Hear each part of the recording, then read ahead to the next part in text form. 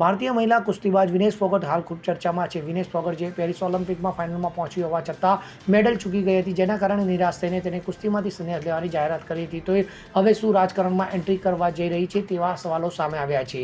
આ અટકળો હાલ ખૂબ વહેતી થઈ છે, કેમ કે એક પ્રેસ કોન્ફરન્સ દરમિયાન હરિયાણા બીજેપી અધ્યક્ષ મોહનલાલ બડોલીએ વિનેશ ફોગટને ખુલ્લેઆમ ભાજપમાંથી ટિકિટ આપવાની ઓફર કરી હતી.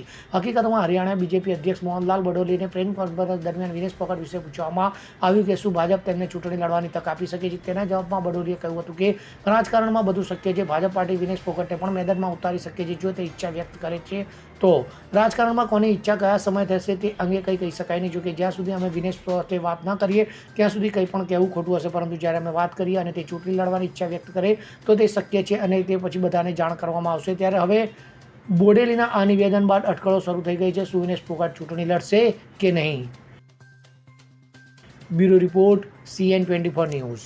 હવે જુઓ દેશ દુનિયાની તમામ ખબરો તમારી આંગળીના ટેરવે. ઉઠાવો મોબાઈલ અને Google Play Store પરથી ડાઉનલોડ કરો અમારી CN24 ન્યૂઝ મોબાઈલ એપ.